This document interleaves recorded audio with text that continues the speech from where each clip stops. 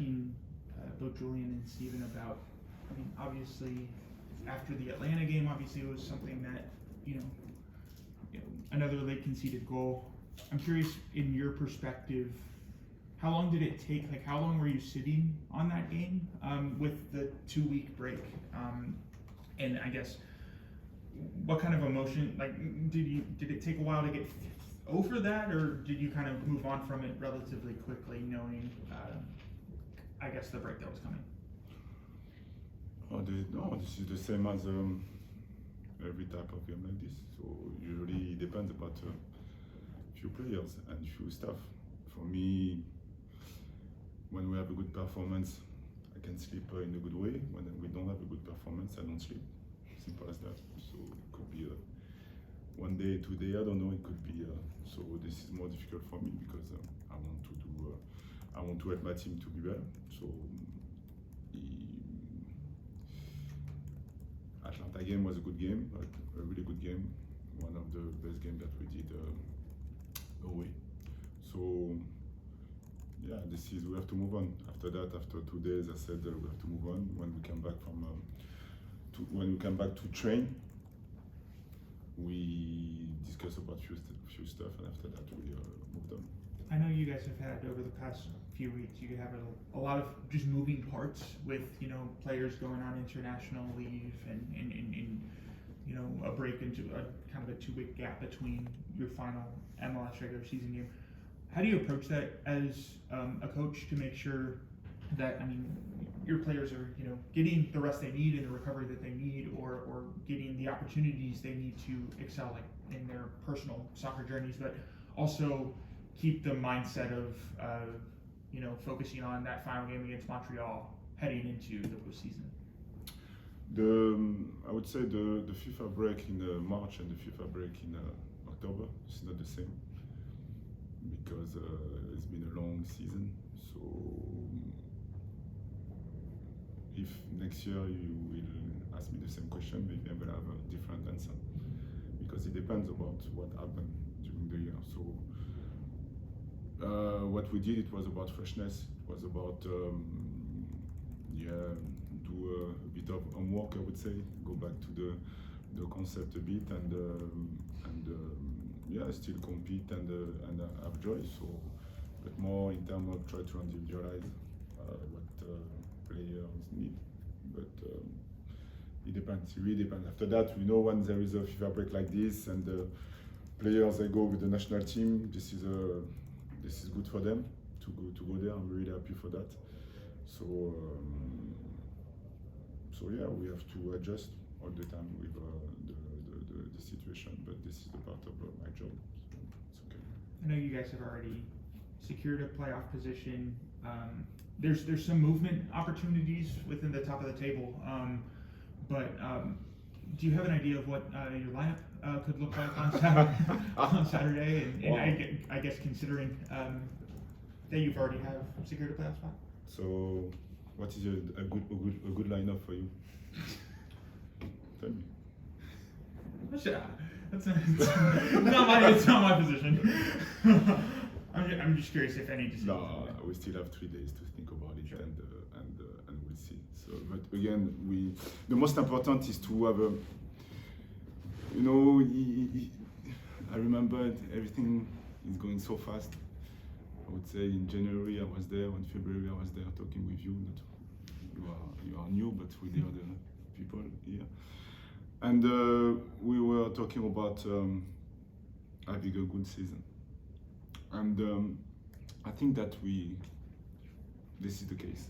I'm happy with the way we improve. I'm happy with the way the player understood what we want to do. I'm happy with the desire to compete and to also to change a bit the methodology and what we want to do on the pitch and the way we teach the player day to day. So yes, final game. After that is going to be a new chapter. It's going to be the playoffs. So the idea is to have a really good performance in front of our fans. Because again, they deserve it and we want to finish well. So yeah, this is Montreal, but it could have been another team. It would have been the same thing for me. Really finish well in terms of a good performance. For me, this is the most important because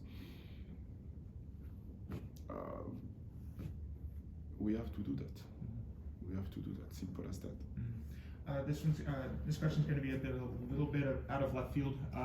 Working on a story about Will Sands and kind of his recovery, what he's been through this year. I know you had high expectations for him heading into this year, and I'm curious, what have you learned about Will through his recovery and through his, I guess, approach to just getting healed from an ACL tear and putting himself in the right position to succeed for you guys in 2024? Bravo, because he's an example of resilience. You know, as people, sometimes you can make assumption on a person without knowing what happened in his life, and that's why my mom always taught me to, before saying something, try to know the person that we talk with. And it won't be easy for Will, you know, because he's a real competitor, and there is also, you know, in our job there is also a lot of performance, individual performance and collective performance. And some players, the way they handle that is not easy for them. You know, the cursor, can I say that? The cursor between to feel good and anxiety, this is always at the edge. And for Will, it's been the case. It's been the case that he likes to compete. He likes to compete all the time, and he was putting a lot of pressure on him. And my job with the staff was, when I took the team, was to help him to relax. And when he was good, he got this injury. And to be honest with you, I was not so confident because he was doing well, and suddenly something like this happened. But with the group, because the group is strong, the group helped him to stay on the track, and this is an example. You know, 2 days ago, Rudy was doing an exercise with Wilson on the side, and he told him, "How can you do that every day?" "I can't." So this is just to tell you that this is an example. He's on the right track for the moment. He's smiling and knowing that this is not easy for him, but he's able to find, you know, the strength to move forward. And for me, this is a really good example. So I'm happy for him. Finally, this might be a little bit of an unfair question, but I was talking with him, and he says he has a better, just because, you know, he's not in the day-to-day of, you know what a particular game means, or what for a playoff position, or like, he's not in that mindset because he's recovering, obviously, and focused on 2024. But he was talking about how he sees kind of the bigger picture for what the future of this team can be. And I'm curious about how valuable that can be for a player as he returns, to see, you know, the progress that this team has made in 2023, but the potential of, you know, once he's healthy, what he can do with you guys in 2024 and beyond. How valuable is that? Oh, for sure, this is really valuable, and I would say for my ego, this is nice. But at the end of the day, when I discuss with Will what I like to hear from him, he told me that the fact that he was outside, he was able to see the game in a different way, and he was able to understand why we try to be so detailed every day, in terms of nuances every day. And the fact that he can see the game from far, he's able to understand the why. And for me, this is a really good example, and this is why also I do this job, because when you are able to give sense about what you want to do, and the player, they try to take ownership about this. So for me, I think that when Willie will come back and we'll do it for him, it's gonna be better, because he sizes up the situation better. I know you weren't here last year or 2 years ago, but this team was going into the final weeks, fighting for playoffs. Obviously, you guys still have plenty to play for, as you said, but how do you sense the mood of the guys is knowing that you're playing beyond Saturday and there's more to play for after this, as opposed to the uncertainty of going the final day without anything guaranteed? No, as you know, I cannot compare 2 years ago because I don't know what happened. But my point is, they know what they have to do. They are calm, knowing that they have to do a good game to finish the season well. But again, doesn't mean that if we have a bad result, it's going to be a bad season. The way we approach every game is always the same. So the idea, we don't think about the outcome, we think about what we need to do to face a different style of play. They're going to play with back five. I don't know if they're going to press us or if they're going to be low. Maybe it's going to do both. They're going to try to put the ball in behind, like every team. So we have to stay focused on that. And how to unbalance a back five or how to unbalance a back eight, I don't know how they're going to play. So for me, this is the most important. So the day to day is the same. We train the same way because the way we train is good. So we are consistent with that. So I cannot complain with that. So that's why for me it's difficult to answer because they are on the task and at the same time I want to enjoy this last three practice, I would say, and to play this game. This is the idea in front of our fans because it's been the last 6 games we played 4 games away, so it's good to be back. Speaking of playing here, the top 4 is there if you guys can get the win. Obviously, you play a home game if you make it to that round, regardless. But how important is it to be one of those top 4 teams and kind of secure your spot a little bit further on? I don't live with the past, so it's good. I can move forward, but we could have been first. Simple as that, because we lost many points. We could have been in this position to compete with Cincinnati. But again, if we are here, it's because we are missing something. So for sure, it's gonna, for the organization, it's really important to finish fourth because we can play at home and we can play in front of our fans, for the players also. For me, I have to adapt. Like I told you, for me, this is not about the fourth position. This is about can we go as high as possible. So for the moment, to go as high as possible is to be only fourth. So it's going to be the case. So we'll see. So, but the organization deserve that. The fans deserve that. The players also deserve that. After that, you know, I told you already, when we play at home, this is not easy also because there is a different pressure. So again, just enjoy this moment because, like I told you, it's been a really good season, and this is going to be the topic for the last game. If you're in the West, you could still finish first. Yeah. Yeah. We haven't talked a ton about Crew 2 this year, but I'm sure you're well aware of what they've got Sunday. Getting to a championship game is tough enough, but doing it in back-to-back years with the turnover that they've had, what does that say about kind of this group, this organization, Laurent, and what he's accomplished, just kind of to get back to that and have a chance to win back-to-back trophies? Oh, it's true that if we put on the table the outcome, this is good. This is not every day that you can do a back-to-back or final.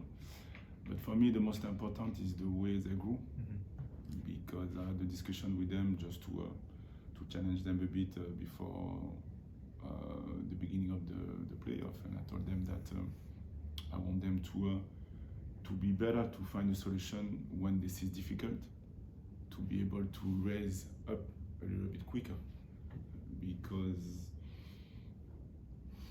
I was not happy to see that they can win a lot of games, but when they lose by +5. Yeah. And for me, there is a lack of something. And the way they did during the playoff, for me, this is a really good example that they embrace this adversity.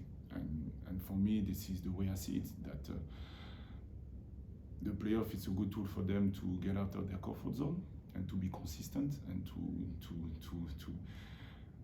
find a solution when this is difficult. So the first part they did it well because they won the East Conference, and now it's going to be another topic. But I'm really proud, and for the staff, for the players, obviously, because they are on the pitch, and also for the organization because it's been 2 years that the reserve team is here, and like I told you, I'm here also for that because I can feel that there is a clear direction with the organization. So yeah, the fact that they can win something, this is also good. But for me, this is not the outcome. This is more about the progression and to see how many players can play for the first team next year. Right. For me, this is the most important. But I'm happy for them. How many? Listen, for the moment, we have 2 or 3 players that we know that they can train with us, and after that everything can go. There is a different path, as you know. So maybe it's gonna take 2 more years for a few players, only 1 year for another player. So it's gonna depend. But we have young players pushing behind, so this is the most important, and that's why for me, before we take someone overseas, we look in our club to see if there's something. Coach, you've talked about, when players get called up internationally, to the national teams, you like to push them a little more. Now that Steven has gotten called up, what are you looking to push him more on and see out of him now getting called up? To speak more Creole, because he doesn't speak Creole. He comes from Cape Verde, but he's not able to understand. I'm joking. No, listen, it's gonna be interesting to see how Mr. Steven's gonna react. He's tired, so as you know, he flew, he traveled yesterday, so he has the jet lag and so on. So he's not the more lively person, out of when he walks. Now I can tell you that this is a really slow motion the way he walks. But today we're gonna shake him a bit. And now I'm happy for him because it's been the first time, and he was able to play against really good players. Really a new experience for him. So this experience is gonna help him to be better and to be to understand how to be a better leader also, because he's already a good leader, but he can improve. So good for him. Now we have a quick turnaround, and we'll see again. I have 3 days in front of me to see if he's gonna be able to start the game or not. But for me, I'm happy because he deserves it, and this is a really good experience for him. Seeing you up there in Cleveland on, watching the Browns and 49ers games, that was a close game at the end, and you saw how, both teams fought. What were you able to take from seeing that game and bring back to this team, going into the playoffs? So apparently, if I can compare with soccer, 49ers is like Manchester City. Am I right? That's fair. Okay. So they made a mistake at the end and they lost the game. So for me, this is like us against Atlanta. So this is sport. This is sport, and what I really enjoy is the Browns, the way they played with fearless. Can I say that? With no fear. Since the beginning of the warm-up, because we had the chance to watch the warm-up, and they were present already. And this is what I like. This is what I like, because again, I talk about being limitless, and for me, this is not about who we're gonna face. This is about what you want to do, and for me, there is a lot of Cleveland Browns respect 49ers, but they don't fear them. And for me, it was a good example that, again, when we compete, when we play away or we play at home, try to compete, and we'll see at the end of the game how it's gonna be. So for me, it was a good example to see how a team that apparently they are really good, but there are difficult moments, and they lost the game by making a mistake, I would say, with my small eyes. Going into the last game of the season, you're playing your former team. You know, you've already played them once already there. What's it mean to play them here in front of the fans here going into the playoffs, knowing that you're living to see another day? Nothing. You know, like I told you, and why I'm saying nothing, and you can understand, because since the beginning of the year I told you that I don't mind the name of the team. I mind the style of play. So again, we have a clear objective. And the way I am as a person, I am really cold also when I compete. So again, I know that this is Montreal, don't get me wrong. I know that they want to compete also to make the playoff.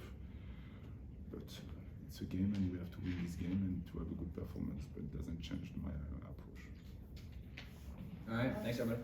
Oh, sorry, I came in, one question? Coach, if you can say some words of encouragement for Crew 2. Yeah.